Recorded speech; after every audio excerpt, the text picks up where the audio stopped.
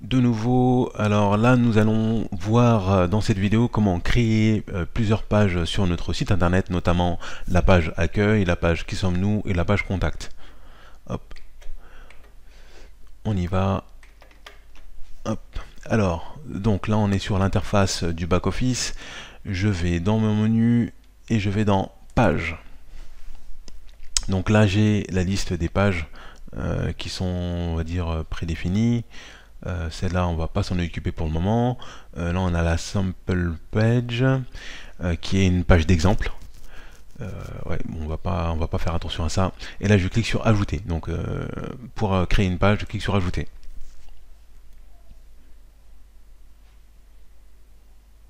Ok. Donc là j'ai saisi mon titre. Je vais mettre accueil.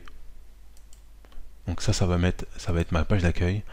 Je vais sur un autre lien. Bon, là vous pouvez faire aussi la même chose. C'est tout simplement pour récupérer des modèles de texte. Hop. Donc ça c'est le titre de ma page d'accueil, et ça c'est un titre. Parce qu'effectivement dans les sites internet on a différentes catégories de titres. On a les catégories par exemple H1, H2, H3, H4, H5. Et tous les titres, ils ont des formats différents et des tailles différentes. Hop, donc là je vais mettre OK, je vais prendre par exemple un autre texte, celui-ci, et je le garde sur ma page. Donc là on est toujours sur une création de page plutôt simple, sans réellement en fait de design. Mais vous voyez, donc là je surligne, et là je vais mettre un autre titre. Là je vais mettre en H3, et vous voyez qu'il est plus petit que le H2. Ma page, elle est créée. Donc là maintenant, j'ai, on va dire, deux options. Je peux aller la prévisualiser sans l'enregistrer et sans la publier. C'est-à-dire qu'elle est en mode brouillon. C'est parti. Donc voilà, je viens de créer ma page d'accueil. Et ma page d'accueil pour l'instant ressemble à ça. J'ai mon titre, hein, j'ai mon texte. Et j'ai mon deuxième titre qui est un petit peu plus petit. Et j'ai mon texte. Ça c'est pour la partie on va dire P de page avec les widgets, on verra ça plus tard. Je retourne sur ma page et je la publie. Quand je la publie, ça veut dire qu'elle est plus en mode brouillon et je l'ai vraiment validée. Donc là c'est bon, elle est en ligne.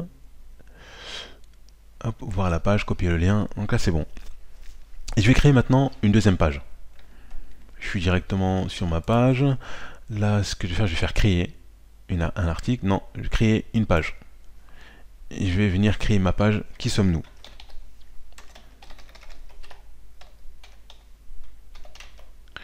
Voilà, qui sommes-nous, et je vais récupérer mon texte que je vais mettre sur la page qui sommes-nous. Hop, alors je viens ici. Allez, on va faire des petites modifications. Là le titre, tout à l'heure je l'avais mis en H2, H3, et là on va essayer H4, donc vous voyez qu'il est déjà un petit peu plus petit. Hop, alors qu'est-ce qu'on va faire? Je vais ajouter... est-ce que vous voulez qu'on ajoute quelque chose? Allez, on va voir si on peut ajouter une image dans la bibliothèque. Dans la bibliothèque, j'ai pas d'image, bon, donc on verra plus tard. Alors, donc je vais aller prévisualiser ma page sans la valider, sans l'enregistrer. Donc maintenant, j'ai bien ma page qui sommes-nous avec mon titre et les informations qui viennent de s'afficher. Et je vais créer une troisième... Ah, je ne l'ai pas publiée. Donc là, je la publie. Je publie ma page, elle ne sera plus en mode brouillon. Et ça, c'est important. C'est important de publier parce que sinon, les informations ne seront pas prises en compte. Donc vous pouvez faire autant de modifications que vous voulez. Si vous sortez de la page sans la publier, les informations ne seront pas prises en compte. Et parfois, on peut vite être agacé de ne pas avoir enregistré notre travail. Alors, je vais créer une page. D'accord, je vais créer donc une page contact. Et donc là, je vais laisser la page vide. Donc prévisualiser, voilà ma page, elle est vide.